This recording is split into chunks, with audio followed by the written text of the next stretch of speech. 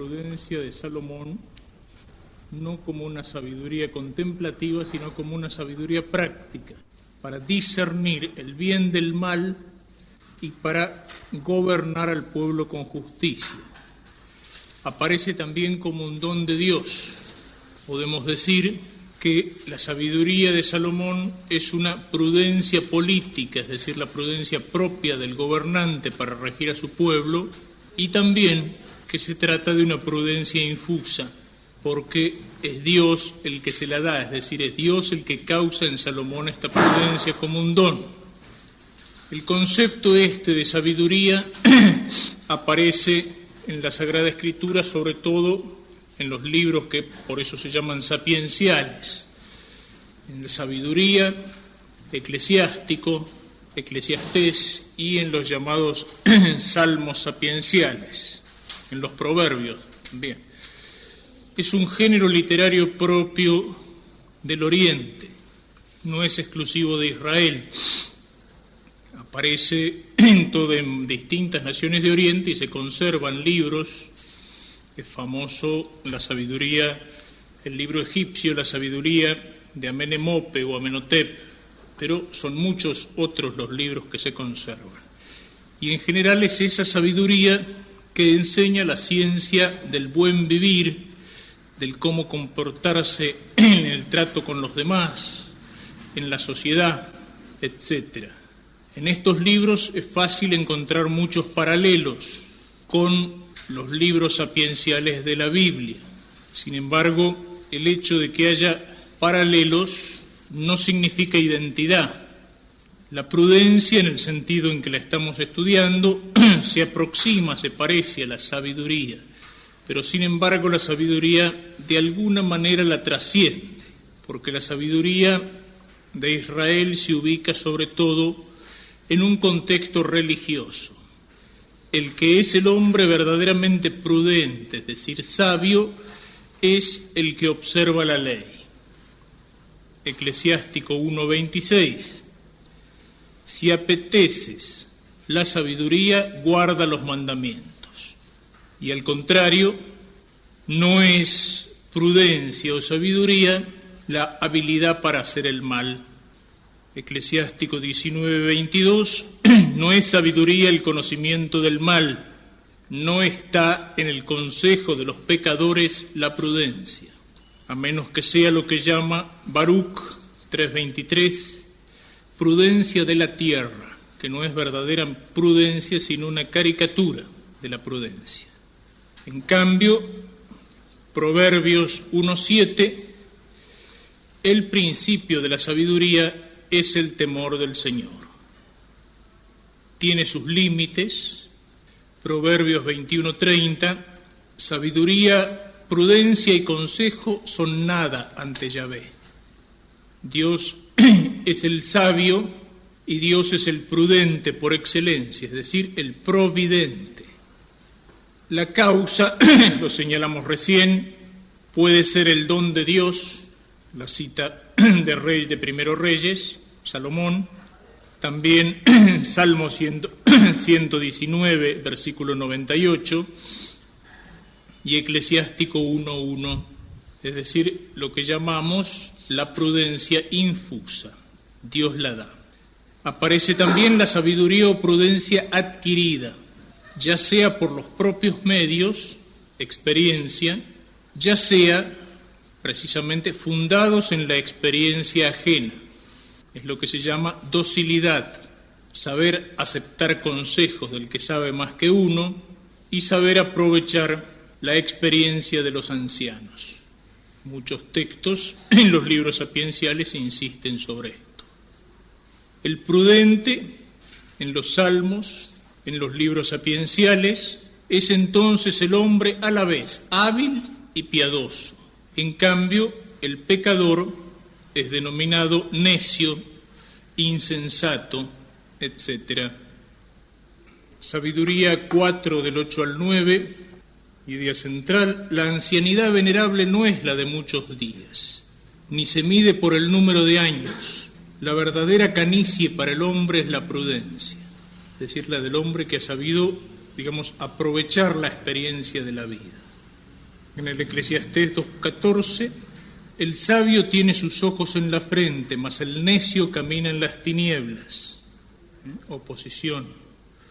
En el capítulo 7, 16, 17, no quieras ser justo en demasía ni te vuelvas demasiado sabio. No quieras ser demasiado impío ni te hagas el insensato.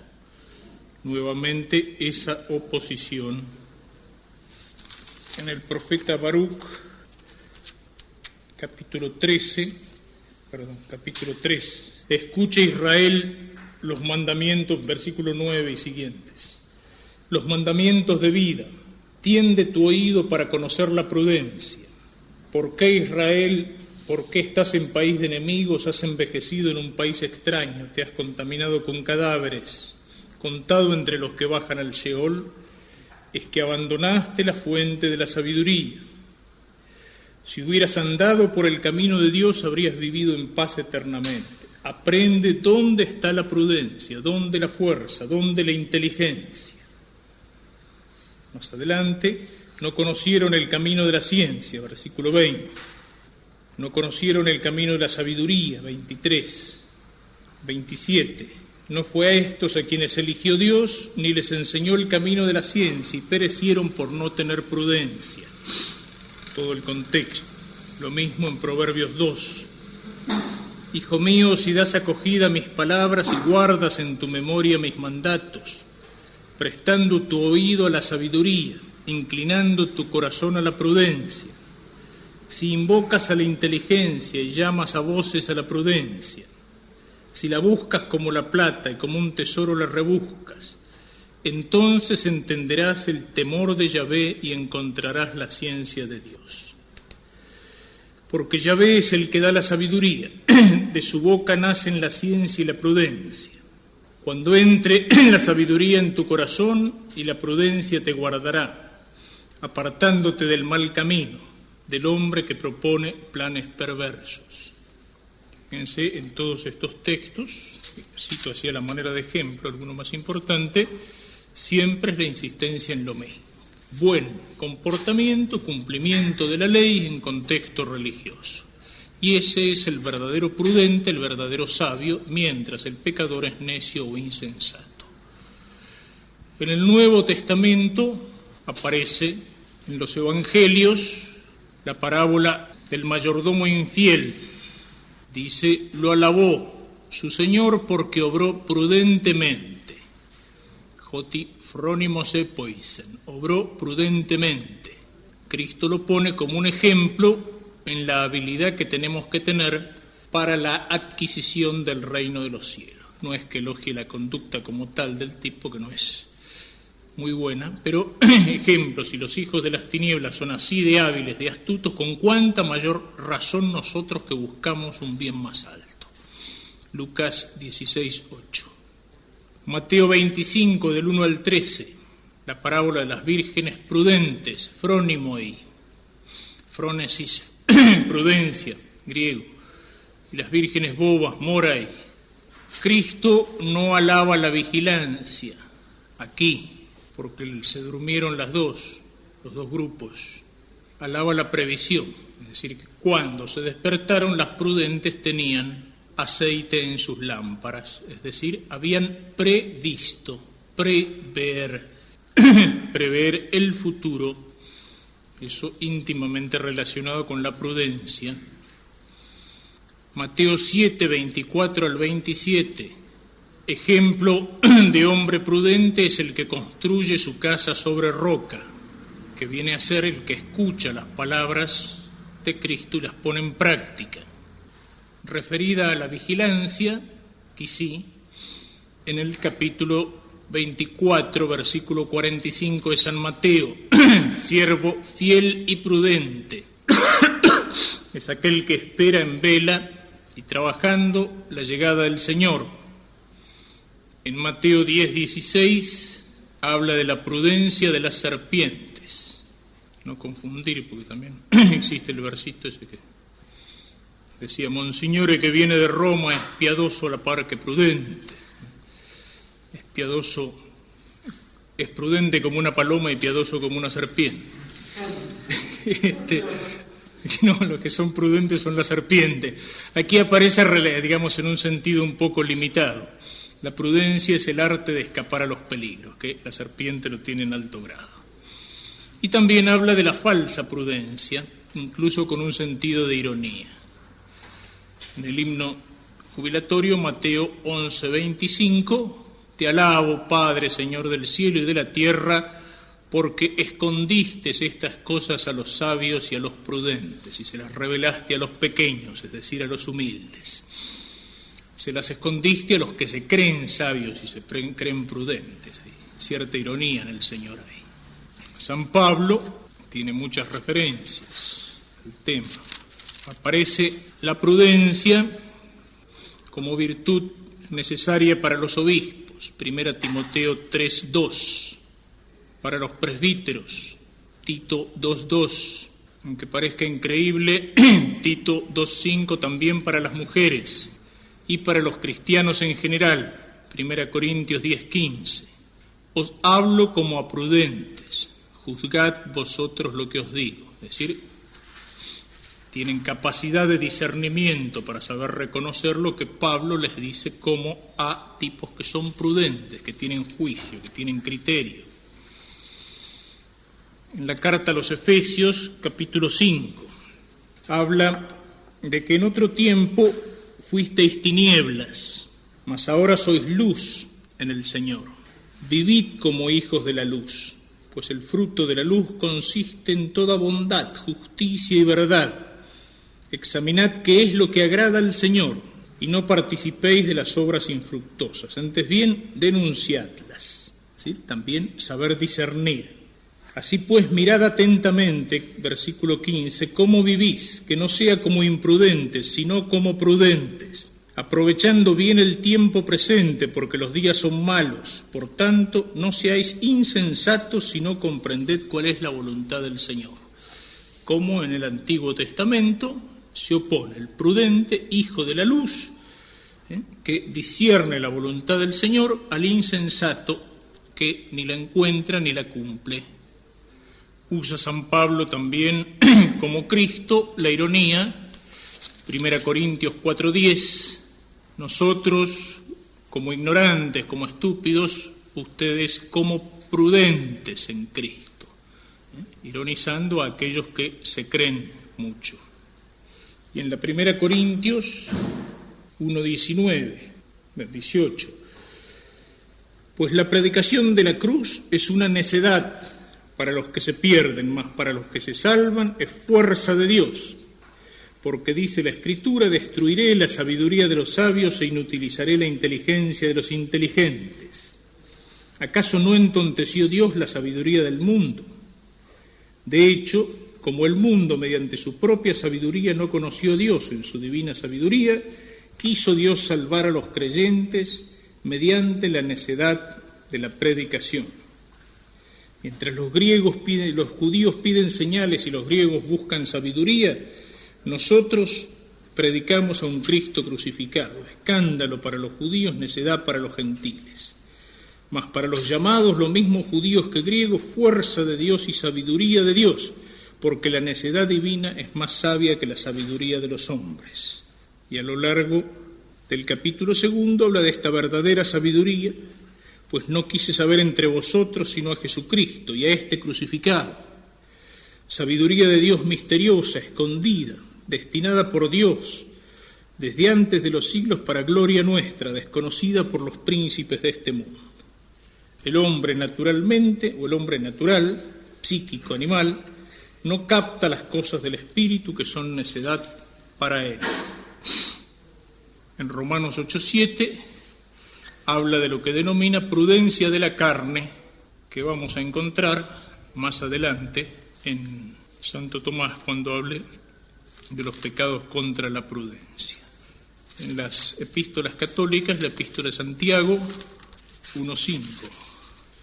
Santiago 1:5, si alguno de vosotros está desprovisto de sabiduría, que la pida a Dios y le dará sabiduría y obras.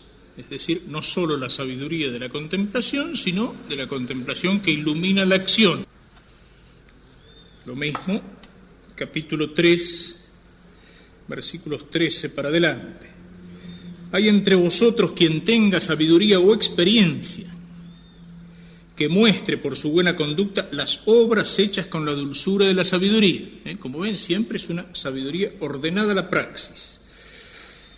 Pero si tenéis en vuestro corazón amarga envidia y espíritu de contienda, no jactéis ni mintáis contra la verdad. Tal sabiduría no desciende de lo alto, sino que es terrena, psíquica. La Biblia de Jerusalén pone natural, psíquica, dice, psiquique. Es terrena, psíquica, demoníaca. Pues donde existen envidias y espíritu de contienda, allí hay desconcierto y toda clase de maldad. En cambio, la sabiduría que viene de lo alto es en primer lugar pura. Además, obras, pacífica, complaciente, dócil, llena de compasión y buenos frutos, imparcial, sin hipocresía, frutos de justicia se siembran en la paz para los que procuran la paz. La primera carta de Pedro, por último, capítulo 4, versículo 7, el fin de todas las cosas está cercano. Sed, pues, prudentes y vigilad en la oración. Con esto entramos en el tema de la prudencia, en la cual, como les decía, vamos a seguir principalmente la suma, la cuestión 47 de la prima secunde. Es una larga cuestión, 16 artículos, que se refiere a la prudencia en sí misma. ¿Sí? Sería la parte más teórica y esencial en el tema de la prudencia. Del artículo 1 al artículo 11 se va a referir a la esencia de la prudencia, y artículos 12 al 16 al sujeto de la prudencia. Mirando a la esencia, podemos subdistinguir artículos 1 al 9, la prudencia como virtud personal, 10 y 11, la prudencia como virtud social. Como virtud personal, artículos 1 al 5, lo que es la prudencia, género remoto, género próximo, diferencia específica y definición. Artículos 6 al 9, el obrar de la prudencia, cuál es su función respecto a las otras virtudes y cuál es su acto propio. Volviendo, artículos 12 al 16, el sujeto de la prudencia, sujeto en sí, artículos 12 al 14, sujeto de la virtud social y de la virtud individual, y en esta, de la virtud adquirida y de la virtud infusa, sujeto acá no psíquico, sino quiénes son los que tienen prudencia. Por último, artículos 15 y 16, nacimiento, desarrollo y pérdida de la prudencia. Mirando en la introducción, encontré un texto del Papa Pío XII en la BAC, página 4, que vale la pena recordar aquí al empezar con la virtud. Dice el Papa Pío XII, la moral católica ha tratado siempre y abundantemente este problema de la formación de la propia conciencia, con el examen previo de las circunstancias de los casos a resolver.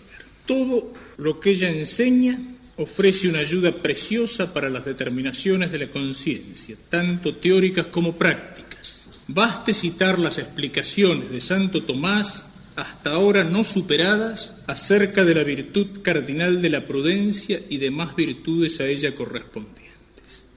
Su tratado muestra un tal sentido de la actividad personal y de la actualidad que contiene cuanto hay de justo y de positivo en la llamada ética de situación, al mismo tiempo que evita sus confusiones y desviaciones. El moralista moderno que desee profundizar los nuevos problemas no tiene más que continuar en esa misma línea. Es uno de los tantos textos que señalan la importancia de este tratado, que, como digo, ha sido olvidado, dejado, y que, como veremos, tiene una importancia fundamental. Empezamos con el artículo 1 de esta cuestión. Como decíamos, va a determinar el género, primero, remoto, próximo, y luego la diferencia específica. Aquí se trata de un género o materia in qua, es decir, se trata del sujeto de la prudencia, no aquí de los tipos prudentes, sino del sujeto psíquico de la prudencia. ¿En qué potencia reside? Y entonces la primera cuestión empieza preguntándose si la prudencia reside en el entendimiento o en la voluntad. De las objeciones podríamos decir la tercera es una virtud moral. Las virtudes morales tienen como sujeto la voluntad. Santo Tomás va a decir no, el sujeto de la prudencia no es la voluntad sino la razón. Cita en el Set Contra a San Agustín: la prudencia es el conocimiento de las cosas que debemos apetecer o rehuir. Por tanto, la prudencia es conocimiento. Aquí, al ubicar a la prudencia en la razón, la otra vez hacíamos referencia, y por ahí haremos alguna otra, a cómo Santo Tomás sigue a Aristóteles en el tema de las virtudes intelectuales. Cuando dice, como señalábamos, en contra de Sócrates, de Sarmiento y de Almafuerte y de afines, que no basta conocer el bien para obrar el bien. Es decir, rechaza el intelectualismo socrático. Pero podríamos decir que, con este título y al ubicar la prudencia en la razón, también salva aquello que la ética socrática y platónica tiene de rescatable. Dicho así, absoluto, como lo decían Sócrates y Platón, es falso. No basta conocer el bien para obrar el bien, pero hay algo en lo cual esa ética tiene razón, y que lo van a asumir tanto Aristóteles como Santo Tomás. Es decir, la moralidad es inseparable de un conocimiento recto. Es decir, se consuma en la voluntad, no en la razón, pero es necesario un conocimiento recto que guíe a la voluntad, que es potencia ciega. Es decir, hay una presencia en el bien propio de la virtud moral, hay una presencia superior de lo verdadero. Es decir, el apetito, principalmente la voluntad, es sujeto de virtud. La moralidad se verifica formalmente en el apetito voluntario, pero la virtud es racional y entonces requiere que el hombre tenga una razón virtuosa para iluminar precisamente esa potencia que de suyo es ciega. Y ahí es donde va a estar la función de la prudencia. Reside en el entendimiento o en la voluntad. Santo Tomás, en la respuesta, va a recurrir al famoso San Isidoro, el de las etimologías. No todas las etimologías de San Isidoro son a veces son un poco forzadas. En fin, siempre ha pasado en los que buscan la etimología de las palabras. Es como el que decía hormiga viene de oro y miga, o el paisano que decía colchón viene del choclo porque los colchones se hacen con la chala del maíz. En fin, no, San Isidoro no siempre disparata, y acá tiene razón. Pero, digamos, es curioso fundar un argumento en una etimología. Esto tiene relación con lo que decíamos la otra vez, el valor de la palabra. La palabra no es nómina, nomen, como pensaban los nominalistas, sino que la palabra está ligada a la realidad de una manera mucho más íntima de lo que podemos pensar. Dice, citando a San Isidoro, prudens dicitur quasi porro videns, es decir, es prudente, el prudente es como porro videns, como el que ve a lo lejos, tipo que tiene larga visión, tiene visión de futuro. Ese es el fundamento que va a poner para el raciocinio que viene después. Se lo puede ver más amplio en el librito que les mencionaba la otra vez, La prudencia, del padre Santiago Ramírez, página 34 y siguientes, desarrolla más ampliamente y con otras etimologías y con otras citas, digamos, pero, en fin, no hace falta leerlo. Lo importante es que prudens es quasi porro videns, es decir, el que ve de lejos, que es perspicaz y prevé con certeza a través de la incertidumbre de los sucesos. Y la visión no pertenece a la facultad apetitiva, sino a la cognoscitiva. Por eso es evidente que la prudencia pertenece directamente al conocimiento, pero no al conocimiento sensible, porque por lo sensible se puede conocer solamente las cosas que están presentes. En cambio, lo propio de la prudencia es conocer el futuro en lo presente o pasado, y por eso pertenece al entendimiento. Tenemos como una primera definición o función: conocer el futuro en lo presente o pasado.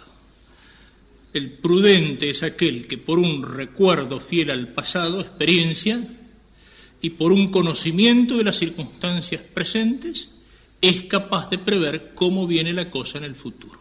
Capaz de prever por eso cuál tiene que ser su actitud, sus acciones, su posición, etc. Juzga mirando al futuro, apoyado en el pasado y en el presente. Y ese tipo de conocimiento es un conocimiento propio de la inteligencia, propio de lo intelectual. Bien, paso las objeciones para mirar el artículo segundo. En este decíamos, primer artículo, la objeción tercera distingue de las otras virtudes, pero sobre eso volveremos, diciendo que no está solo en el entendimiento, sino que consiste en la aplicación a la obra. Es decir, prepara el artículo segundo.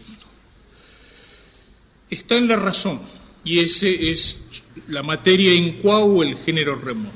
Pero la razón puede ser la razón especulativa o la razón práctica. ¿En cuál de las dos está? Aquí empieza a determinar. Se refiere a la acción, pero ¿de qué modo? La acción podría ser regida por el conocimiento superior o especulativo. Saber es igual que obrar bien. Volvemos a encontrar la objeción socrático-platónica en los libros del 5 al 7 de la República. Platón pone como sujeto ideal de la prudencia política a los reyes filósofos. Es decir, el filósofo sería el gobernante ideal. Es bastante teórica la cosa, no creo que... En fin, yo creo que la mejor respuesta es una especie de parábola que trae Castellani por ahí, donde habla de esto, de los reyes filósofos y del hombre de acción. Y dice, si tuvieras para gobernar un barco, un ciego y un manco, ¿qué es lo que harías? Y dice, poner al ciego en el timón y al manco para que le dé órdenes. El ciego y el manco aquí representan casi dos tipos puros de hombres. El manco sería el rey filósofo, es decir, el tipo que vive en las grandes teorías y abstracciones, pero que después se cae adentro de un pozo, como creo que era Tales de Mileto. Y en cambio, el otro sería el hombre de acción. Es el tipo que tiene las dos manos y las puede manejar, pero está ciego. Entonces ahí es donde aparece la complementariedad de los dos.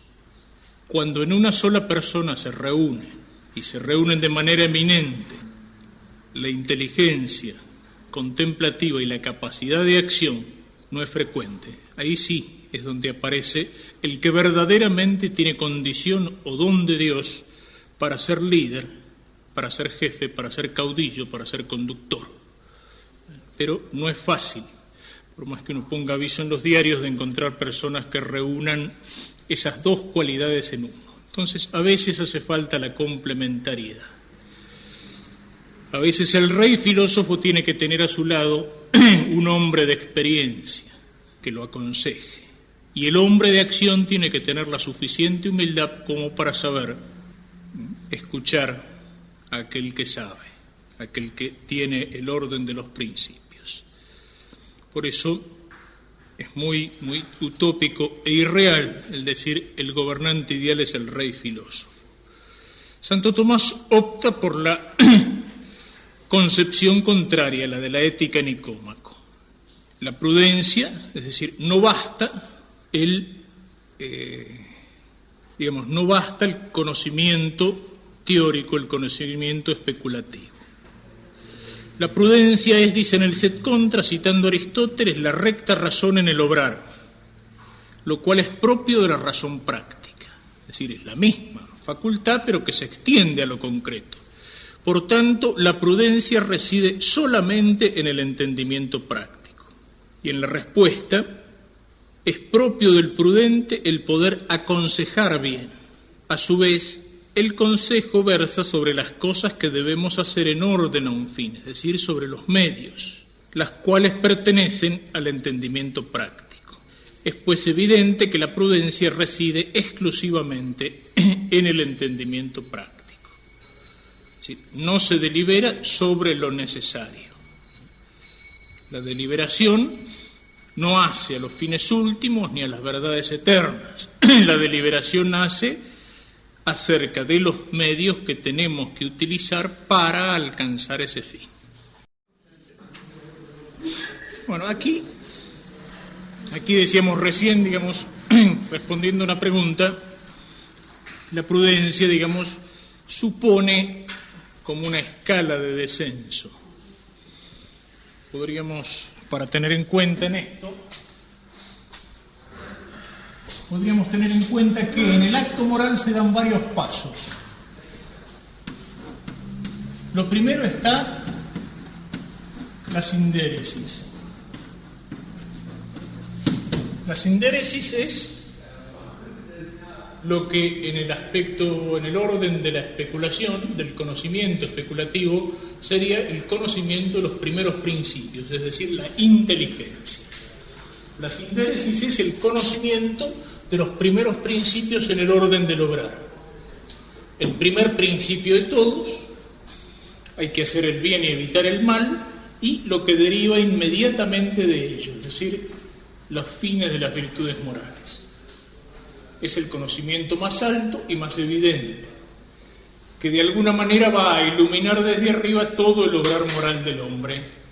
Y sí, esta es una virtud intelectual, es una virtud en el orden de lo necesario, es una virtud especulativa.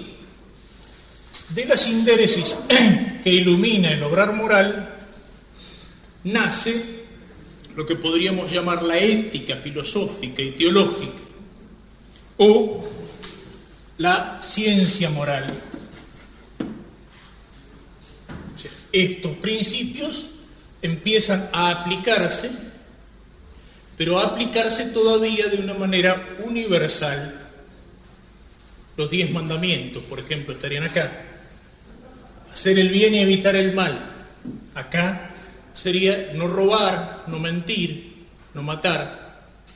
Pero la ciencia moral todavía está en un terreno de conocimiento especulativo.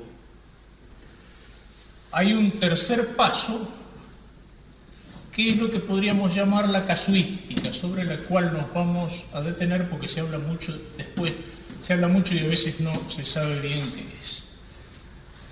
A veces se habla de la casuística para criticar solamente, y merece muchas críticas, por lo menos como se le enfocó en los últimos 3 siglos en la enseñanza de la moral. Decíamos en la introducción general que la moral a veces fue reducida a la casuística. Se quería una moral práctica.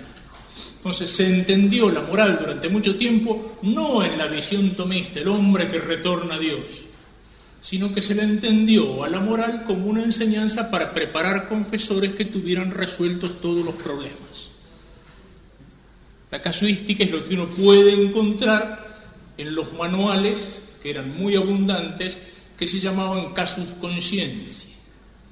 Es decir, que exponían los casos prácticos y exponían la resolución de esos casos prácticos. Hay uno, creo que es el del teatino siciliano Diana o el jesuita Azor, que llega a exponer 20.000 casos de conciencia con sus respectivas resoluciones. Es lo que uno puede encontrar a veces en los manuales de moral cuando traen aplicaciones o resoluciones de casos concretos. No es, ya digo una cosa para despreciarlo, es útil. Incluso cuando uno prepara un examen de audiencias, tiene que usar de la casuística, es decir, pone casos concretos, pero esos casos concretos, en primer lugar, son imaginarios, no es el caso real. Caso imaginario, que puede parecerse a muchos casos reales, ¿cierto? Y por eso ayuda. La casuística es positiva si se la usa como un ejercicio de la prudencia. Pero si uno quiere con la casuística tener en teología moral todo resuelto, de modo que el día que se sienta en el confesionario no tenga ningún problema, y venga una persona y le diga, padre, y uno dice, caso 15.374, mire, su solución es esta. No funciona. Yo a veces pongo una comparación. Si uno tiene una guía de teléfono, y pongamos la guía de teléfono de Buenos Aires, que vienen 2 tomos así de gordos, uno puede hacer 2 cosas. La primera es tratar de aprenderse de memoria la guía de teléfono, que como decía uno es una novela con muchos personajes pero poco argumento, entonces bastante aburrida. Aunque tuviera una memoria de elefante y se la aprenda, no sirve para nada, porque el año que viene cambiaron algunos teléfonos y el chico tiene que empezar de vuelta. Eso sería la casuística, querer todo, tener todo solucionado de antes y todo aprendido. Entonces, si eso no funciona, resulta que se encuentra un caso, pero eso no lo vi en clase. No, todo lo que enseñan en el seminario no sirve, porque te aparecen casos que no los vimos en clase. En cambio, la otra forma de usar la guía de teléfono, ¿qué es? Es más simple, hay que saber el abecedario y saber cómo se busca una cosa en la guía de teléfono. Entonces no necesito saberme todos los números de memoria, la agarro, la busco y la encuentro. Digamos, eso sería la prudencia. Lo otro es la casuística. Después volveremos sobre esto porque, como decía, es importante. Es un caso concreto, como suelen plantear en los manuales de moral, en los casos de caso de conciencia, pero con personajes imaginarios. Titius, Avocatus, se encuentran en esta situación, y Caius, su cliente, etcétera. Llegan hasta lo concreto, pero un concreto que podríamos decir todavía abstracto. En cambio, aquí el último paso es la prudencia. La prudencia se encuentra enfrente a esta situación, a este hombre concreto con sus circunstancias concretas, con su psicología concreta y que tiene que decidir aquí y ahora en un caso que no es teórico, sino que se le presenta realmente. Es decir, es un descenso, digamos, es un descenso hasta lo último, hasta el hombre y hasta su circunstancia moral, con todos los datos y detalles que tiene. Esto, ya digo, puede parecerse, pero existe en un libro. En cambio, esto existe en la realidad. Es el hombre en sus circunstancias particulares. Esto podrá tener todo esto en cuenta. Ciertamente la prudencia está en la razón práctica, pero actúa iluminada por las sindéresis. Y si uno tiene ciencia moral, es decir, conoce la teología moral, tiene un conocimiento de los principios que lo puede ayudar para ser prudente. Y si uno ha hecho gimnasia con una casuística más o menos decente, puede ayudar a la prudencia. Pero la prudencia ocupa un lugar uno y único. Podríamos decir que tiene una mirada hacia lo alto, es contemplativa, pero luego de mirar los principios, mira a las circunstancias concretas. Eso es lo que señala en el artículo 3. Decíamos, primero va a determinar, la prudencia pertenece no a la voluntad sino a la razón. ¿Pero a qué razón? ¿Basta conocer los principios? No, a la razón práctica, no a la razón especulativa. Y aquí, digamos, en el artículo 3 da todavía un paso más. Si la prudencia conoce los singulares, es decir, las circunstancias concretas del hombre concreto en este momento determinado. La razón práctica puede considerar las acciones que hay que hacer, que hay que realizar, de un modo más general. Aquí se afirma que es necesario llegar hasta los singulares. ¿De qué manera? Hay una palabra clave, es por la aplicación de los principios universales a las circunstancias particulares. Mirada hacia lo alto, principios universales. Mirada hacia abajo, circunstancias concretas. Este principio tengo que aplicarlo aquí. Es decir, tiene que iluminar esta opción concreta.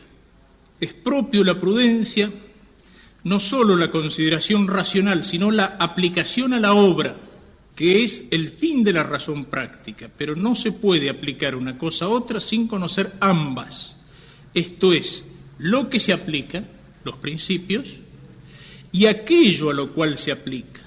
Las acciones, a su vez, se dan en los singulares. Por tanto, el prudente necesita conocer los principios universales de la razón y los particulares en los cuales se da la aplicación, es decir, uno podría caer en algo puramente teórico o uno podría caer, por desconocimiento de los principios, en un empirismo. Es lo que se llama, por ejemplo, la moral de situación a la que hacía referencia Pío XII, que estuvo de moda y que influye actualmente, es una de las formas de subjetivismo moral con las cuales nos encontramos. Decía, no se puede hablar de principios, ni siquiera se puede hablar de una naturaleza del hombre. Para el juicio de la acción moral hay que tener en cuenta al hombre y a sus circunstancias. Y cada uno tiene que decidir ahí de acuerdo a la circunstancia en que se encuentra. Pero prescindiendo de los principios de la naturaleza humana, de la iluminación superior. Es una moral que lleva a una destrucción de la moral, es decir, lleva a un subjetivismo total. Yo me encuentro en esta circunstancia, hago lo que me parece que es bueno para mi persona y para mí, o para el otro, pero no iluminado desde arriba. Y lo otro sería la cosa teórica. Es lo que tiene muchas veces que cuidar el confesor, ¿no es cierto? Cuando se encuentra con la persona concreta, con el pecador concreto. Una cosa es el principio, es el pecado, y otra cosa es el pecador. Si uno habla sobre el aborto, uno puede decir el aborto es un crimen abominable, el médico que hace un aborto es un tipo que reniega del juramento hipocrático y traiciona su profesión, la madre que aborta es asesina de su hijo, etc. Pero cuando uno se encuentra en el confesionario con una pobre mujer llorando que dice, hice un aborto, bueno, ese es el momento de la misericordia. No digo que uno tenga que decirle la felicito, señora, no, pero uno tiene que tener en cuenta las circunstancias, el arrepentimiento, los atenuantes que puede haber habido. Es el momento de la misericordia. Uno no puede traicionar el principio, decirle está bien, pero uno puede ver en ese pecador, digamos, cuáles son sus límites. ¿Cuáles son sus límites? A veces, sobre todo en gente muy humilde, y padre, es que el médico me dijo que no tenía más remedio que hacerlo, yo no quería, pero, y a veces para mucha gente la palabra del médico es casi como si fuera un juicio moral, no lo es, pero esta persona creyó que podía ser así, y a lo mejor lo hizo contra su voluntad, en fin. Es decir, lo señalo porque hay que tener en cuenta las dos cosas. Uno no puede dejar de lado los principios, lo dice Pablo VI en la encíclica Humanae Vitae. Dice, no disminuir en nada la verdad es una forma eminente de caridad. Eso, no rebajar la verdad. Pero al mismo tiempo la misericordia, la consideración de este pecador concreto, de sus limitaciones, de su ignorancia, de las presiones que pueden pesar sobre él, que puede a lo mejor disminuir la gravedad del pecado, en algún caso incluso hasta eliminarlo. Las dos cosas. Y la clave, aplicación. Así funciona la prudencia. Hay una objeción en la cual me detengo porque es importante, y es la objeción segunda. Los singulares son infinitos, y como tales no pueden ser comprendidos, es decir, abarcados por la razón. Luego la prudencia no versa acerca de los singulares. Y Santo Tomás responde aquí, y en el artículo 9, solución segunda, por el hecho de que la infinidad de singulares no puedan ser aprendidos por la razón, se sigue que, si alguno tiene la edición de la Suma, corregir horrible traducción o recurrir al latín. El latín cita Sabiduría 9:14, incerte providencia nostre, es incierta nuestra prudencia. El Gilún que hizo la traducción acá, se ve que agarró alguna Biblia que no tenía nada que dice, son inseguros los pensamientos de los hombres. Otra traducción, pero hay que usar la Vulgata, porque la Vulgata dice providencia, si no, no tiene sentido poner esa cita ahí. Se sigue que es incierta nuestra prudencia, como dice la Escritura. La experiencia, no obstante, reduce los infinitos singulares a algún número finito de casos que suelen darse la mayoría de las veces. Si bien las acciones humanas nunca se repiten como calcadas en un molde, pero normalmente el hombre obra de esta manera. Por tanto, es posible prever, cuyo conocimiento basta para constituir prudencia humana. Es decir, la prudencia humana tiene sus límites. Pero sin embargo, es posible prever, ser prudente. En la cuestión 52, artículo 1, solución primera, donde habla del don de consejo, completa esto de una manera muy linda. Dice, ¿cómo? Porque los singulares son infinitos, la prudencia humana es falible, Dios nos ayuda con el don de consejo, porque Dios sí conoce todos los singulares. Es decir, que la prudencia infusa, unida a la acción del Espíritu Santo en el don de consejo, es lo que puede llevar a uno a superar de alguna manera esa incertidumbre de la prudencia humana. Por eso, volviendo al caso que señalaba recién, el del confesor, es muy importante que uno, por más que sepa moral, no se confíe en sí mismo, no confíe en uno mismo.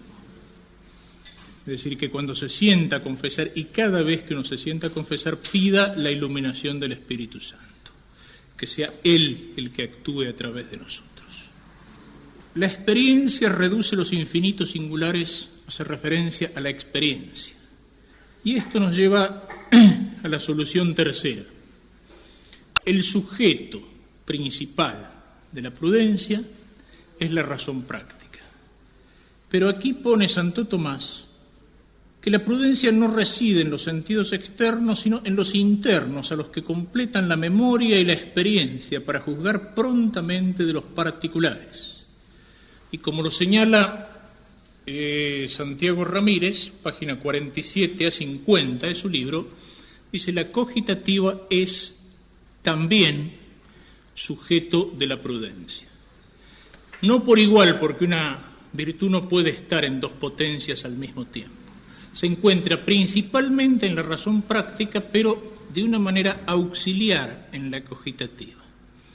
Si ustedes recuerdan estos dos elementos, en los animales se da la estimativa, por la cual el animal capta algo que va más allá de los sentidos.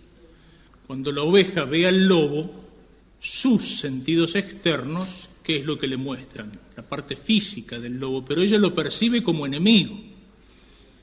O cuando viene un corderito que no es de ella y ella lo rechaza, ella percibe que no es su hijo. Es decir, en el animal hay un conocimiento, una especie de intuición ahí que conoce más allá de lo meramente sensible e inmediato. En el hombre esto está penetrado por la razón y se llama cogitativa. Y tiene mucha relación con la experiencia. Es decir, la experiencia, como recuerdo fiel del pasado, ayuda a la prudencia. Y esa experiencia no se da necesariamente en el tipo que sabe ciencia moral. Se puede dar a veces en personas muy sencillas, pero que tienen una especie de intuición natural de lo que está bien y de lo que está mal. Ahí es donde está la función de esa estimativa humana que es la cogitativa. Es el tipo de experiencia que a lo mejor sin tanta teoría tiene por memoria del pasado un conocimiento casi intuitivo de las cosas. Esto se da muchas veces en las profesiones humanas.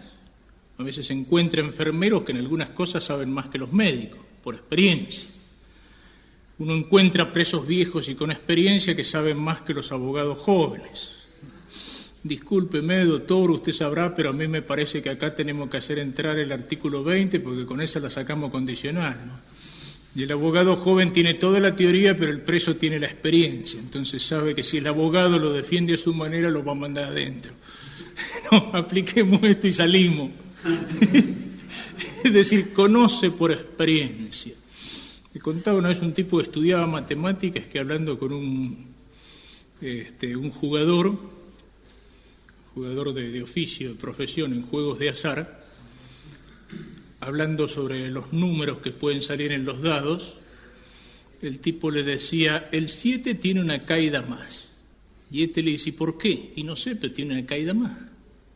Y me decía, si uno lo saca por cálculo de probabilidades, es exacto, tiene una caída más. Es decir, es más probable que salga un 7 que un 5 que un 6 por las combinaciones. El 7 tiene una pequeña ventaja, pero no es tan simple de pescarlo ni de probarlo. me acuerdo cómo era, pero no lo voy a hacer acá, lleva tiempo. Y este otro lo sabía por intuición, no lo sabía explicar, lo sabía por experiencia, lo sabía por estimativa. Esa estimativa puede ser un auxiliar importante para ese descenso a lo práctico, para ese descenso a lo concreto. En esto decía que me voy a detener un poco en el tema de la casuística, porque es un tema fundamental en moral y con muchas aplicaciones concretas. Voy a señalar alguna cosa de Piper. Cuando leo alguna de estas cosas de Piper no eximen de la lectura del tratado. Voy a leer algunas nomás, donde hace falta. En la página 51, prudencia como mandato, la inseguridad de la decisión. Primer punto. Incerta providencia nostra. En este punto, la acción concreta, cobra neto relieve el elemento de inseguridad y de riesgo que entraña toda decisión moral. En las resoluciones o actos de imperio de la prudencia, esencialmente referidos a lo concreto, falto por sí de necesidad y no existente aún, no encontraremos la seguridad de que se hospeda en la conclusión de un raciocinio teorético. Tal es la ilusión o el error latente en la sobrevaloración de la casuística por parte de los moralistas, querer tener todo resuelto de antemano. A la tesis de que la resolución de la prudencia, virtud intelectual, ha de poseer la certidumbre de la verdad, Santo Tomás de Aquino responde con estas palabras: la certeza que acompaña a la prudencia no puede ser tanta que exima de todo cuidado. Palabras que encierran la profundidad de la vida. Es inútil que el hombre espere ni aguarde para emitir la conclusión del imperio al momento de contar con la certeza teorética de una conclusión que fuerce a su sentimiento. Jamás alcanzaría a decidirse ni a salir del inconcluso estado de lo irresoluto, a no ser que se diese por satisfecho con dejarse llevar por una certeza cuya forzosidad no fuese más que ficticia. El prudente no espera certeza donde y cuando no la hay, ni se deja tampoco embaucar por las falsas certezas. Quieren una aplicación práctica. Las dudas en la vocación a veces. Tipos que dudan en la vocación porque no recibieron al ángel Gabriel con un telegrama de Dios que le decía tenés que ser cura. Hay tipos que quieren resolver dudas vocacionales con una certeza de tipo matemático o metafísico. Y viven angustiados porque siempre hay un pedacito que queda sin respuesta, una cosita que no podemos pedir en las opciones humanas una certeza de tipo matemático o metafísico. Otra aplicación concreta de esta incertidumbre que a veces se hace angustiosa, el escrupuloso, el tipo que se ve o por su psicología psicasténica que lo inclina al escrúpulo, o porque pasa por un periodo de tentaciones o de prueba permitido por Dios, quiere resolver los escrúpulos demostrándose a sí mismo con una certeza absoluta de que no he cometido pecado. No, yo me acuerdo que me lo confesé porque fue aquella vez que estuve en tal lado y yo le dije así, así, el cura me dijo, lo cual quiere decir que me entendió. Me quedo tranquilo. Sí, pero ¿y el otro?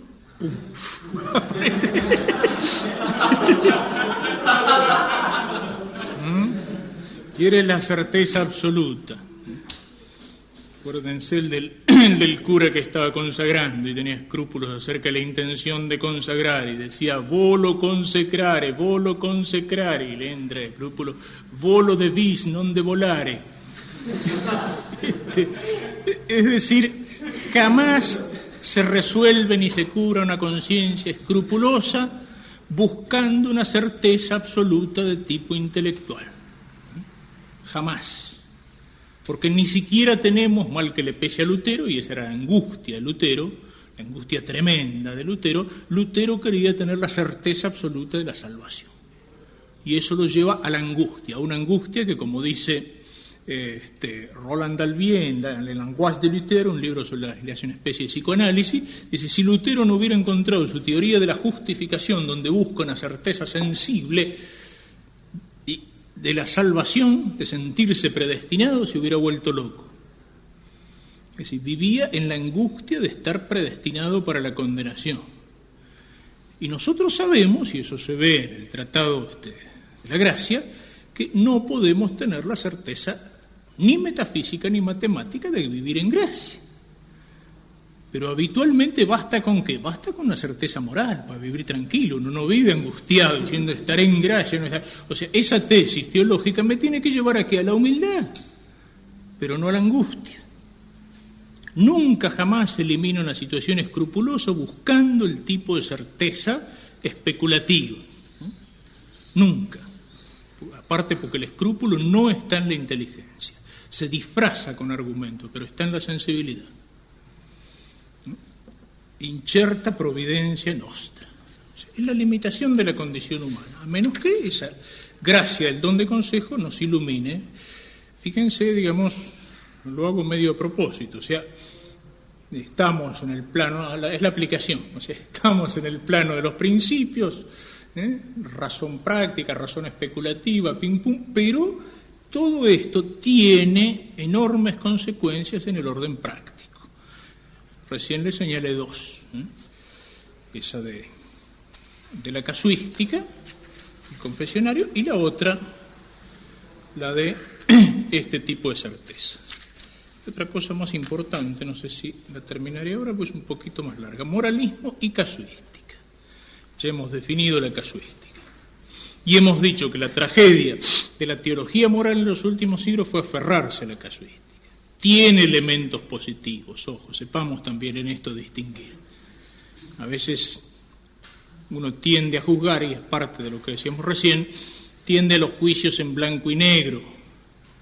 Yo no puedo tirar toda la casuística al diablo, porque lo estaría tirando al diablo a San Alfonso Ligorio y a muchos otros santos que se formaron en eso. Es decir, a veces uno tiene que ser capaz de hacer una crítica, pero sin que eso signifique que tiene que tirar a la basura ese autor. Un autor puede tener a lo mejor sus limitaciones, pero puede tener mucho positivo, como lo tiene Ligorio. Lo que digo está en que fue mal usada. O sea, una moral que lo primero que quería era, y lo único que quería era, poder determinar esto es pecado, esto no es pecado, cómo se determina, cómo puedo tener la seguridad, cómo puedo aprender en memoria todos los casos para tener... Hay una manera de enseñar la moral, páginas 61 y siguientes, que guarda estrecha relación de afinidad con el voluntarismo, pero con frecuencia es tenida por típicamente cristiana. Esa manera falsea la conducta ética del hombre, viendo en ella una suma incoherente de prácticas de virtud y obligaciones positivas y negativas aisladas, con lo cual se despoja a la acción moral de sus raíces en el suelo nutricio del conocimiento de la realidad y de la existencia viva del hombre vivo. Semejante moralismo no sabe o no quiere saber y sobre todo impide saber que solo es bueno lo que se adecua a la esencia del hombre y de la realidad. Que esta adecuación no muestra su fulgor en otro cielo que en el de la prudencia y que por consiguiente la realización del bien es algo por completo diverso del cumplimiento meramente fáctico de un precepto que se impone desde la oscuridad de un arbitrio poderoso. ¿Qué sentido tendrían para ese moralismo las siguientes palabras del Doctor Universal de la Iglesia? Si el apetito concupiscible fuese templado y faltara la prudencia a la razón, esa templanza no sería virtud. O lo que dice Anzoátegui por ahí, si yo fuera Dios suprimiría por un tiempo el 6º mandamiento a ver cómo hacen las monjas para santificarse. O estas otras de Gregorio Magno, si las restantes virtudes no alcanzan su fin de acuerdo con la prudencia, en modo alguno pueden ser virtudes. Pero la prudencia no es otra cosa, como repetidas veces hemos indicado, que el conocimiento directivo de la realidad.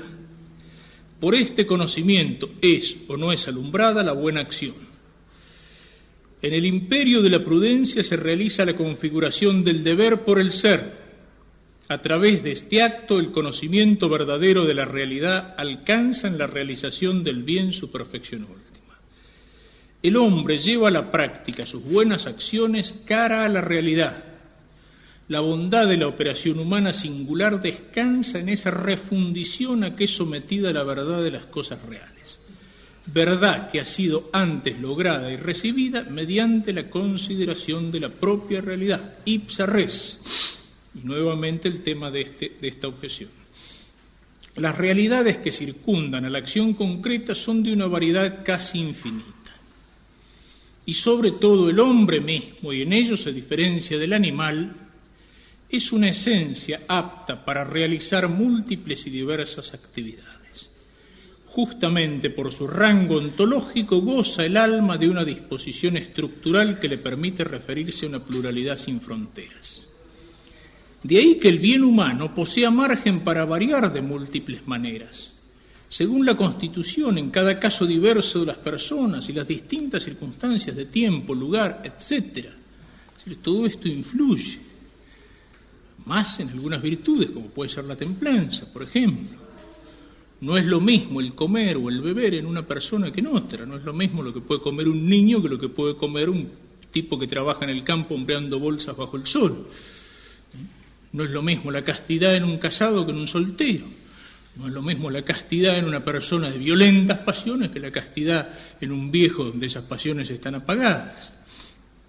Y así en una serie de cosas. El justo medio es muy variable, por eso la prudencia. Por eso no se pueden fijar las cosas así tan fácil. No es que cambien los fines del lograr ni fluctúen sus direcciones fundamentales. Cualquiera que sea la constitución de la persona o la circunstancia, de tiempo, de lugar, seguirá siendo vigor la obligación de ser justo, fuerte y templado. Pero la forma concreta de cumplir ese deber inmutable puede emprender innumerable diversidad de caminos. Podemos afirmar de las virtudes morales, justicia, fortaleza y templanza, que cada una de ellas se realiza de múltiples formas y no de la misma manera en todos. En la Suma Teológica se nos dice que en los asuntos humanos las vías que conducen al fin no están determinadas, sino que se diversifican de múltiples modos conforme a la diversidad de negocios o personas.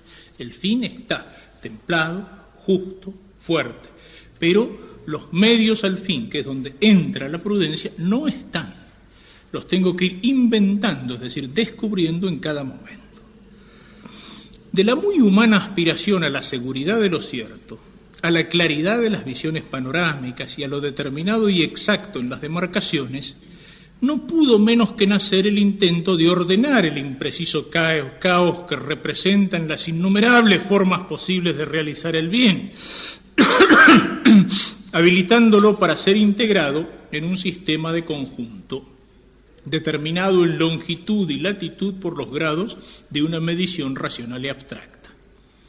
Fruto de tal intento es la casuística, ese capítulo no raras veces considerado el más importante de la doctrina moral, que tiene por objeto la construcción, análisis y valoración de casos concretos. Es lo que les decía al principio. Eso es algo que se nota como algo instintivo, la tentación de la casuística. Yo les decía, mientras uno está en el orden de los principios, mientras más abstracto, por más que estén más cerca de Dios, no encuentra tanto interés como si baja a la solución de casos concretos. Es una tentación natural, ese querer tener todo resuelto por anticipado. Hemos de reconocer que el mofarse por anticipado de la casuística, sin pararse a examinarla, al tiempo que se entona el himno heroico de alabanza al carácter de indeterminabilidad y riesgo de la decisión moral concreta, resulta muy fácil. Máxime cuando los que así se sonríen jamás pasaron por el trance de tener que enjuiciar, por modo que nos dista mucho del judicial, la conducta moral concreta de una persona determinada. Pues no es un azar el hecho de que la casuística proceda de la práctica jurídica, ni tampoco la circunstancia de que haya surgido como medio auxiliar del confesor. Pero reconozcamos también que la casuística no logra rebasar esa zona de riesgo constitutivo, que pende amenazador sobre toda aspiración del hombre a la seguridad. Y lo grave no es que en esta fase terrenal de estar en camino no le sea posible a esa aspiración alcanzar una satisfacción definitiva, sino el que sin desviarse de su más íntima dirección y por su propio peso natural, pueda degenerar en una rigidez inhumana que contradice la esencia misma del hombre, sujeto de tal aspiración, Y este riesgo de la conversión a lo inhumano es por fuerza tanto más serio e inminente cuando más inmediatamente afecta esta aspiración de seguridad al centro de donde nacen las decisiones de la persona espiritual. ¿Quiere un ejemplo? El fariseísmo. ¿Qué era la característica de los fariseos? Todo medido. Lleva la camilla en sábado. Es que el que me curó me dijo, te curó, pero está prohibido llevar la camilla, entonces no puede venir de Dios. Es decir, esa era la mentalidad de la casuística. Cuántos pasos se pueden caminar, etcétera. Y si uno mira en los talmudes modernos, los judíos religiosos ortodoxos, Rulito y Gorrito, y se han seguido eso, y han seguido con aplicaciones modernas. ¿Se puede comer el huevo de una gallina puesto en sábado? ¿Se puede fumar en sábado? Fumar sí, pero encender el cigarrillo no, porque eso equivale a encender la lumbre, y encender la lumbre es pecado. Está prohibido. Esa es la mentalidad del fariseísmo. Y no nos riamos demasiado porque ese fariseísmo se coló en la moral cristiana, cuando se ha tratado de esas superdeterminaciones. La primera reducción del ayuno eucarístico, que antes era desde las 12 de la noche no se podía tomar ni agua, y cuando era así la gente lo cumplía, a nadie se le ocurría excusarse. En cambio, ahora bien, padre, comí un chicle hace 5 minutos, no podría comulgar. Bueno, la primera suavización fue 1 hora para líquidos, 3 horas para sólidos. Tiempo de Pío XII. ¿Qué hizo el moralista fariseo y casuístico? ¿Y el yogur? Si uno lo mira en la disciplina, que guiaba el ayuno, digamos, por ejemplo, el ayuno eucarístico, la asistencia a misa, para los sacerdotes la celebración de la misa, todas las rúbricas que por ahí estaban indicados, esto bajo pecado mortal, esto bajo pecado venial, si se equivoca acá, pecado este, pecado el otro. Muchas veces la escrupulosidad venía por ahí. Tipo que estaba celebrando misa y por ahí decía, hay otro pecado mortal más.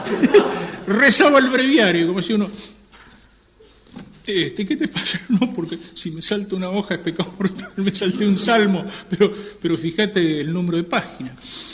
¿Y si hay un error de imprenta? Ojo, son casos reales. El trabajo en domingo, esa maldita palabrita que había entrado, y no se pueden hacer trabajos serviles. De modo que un empleado de oficina que estaba sentado detrás de una máquina de escribir en una oficina oscura toda la semana, el fin de semana no podía agarrar una pala y cavar los rosales o pintar la puerta en la casa porque era pecado mortal. Cuando ese tipo no estaba trabajando, estaba descansando. En cambio, el empleado bancario o el contador se podía llevar los libros a la casa y pasarse el domingo entero trabajando arriba de los libros para ganar plata, pero eso no era trabajo servil. Y así uno podía ejemplificar muchas otras cosas que el ayuno, uno podría irse un viernes de Cuaresma, qué sé yo, como eran los quinchos del Thompson en Paraná, y comer 7 platos de pescado, es decir, ayunar, cumplimos con el ayuno del viernes, pero y la penitencia, ¿no? O sea, se perdía el espíritu por eso, es eso que señala aquí, ¿no es cierto? Por eso digo que es, bueno. A domani. Te damos gracias, Señor, por todos los beneficios que recibimos de tus manos, que vives y reinas por los siglos de los siglos.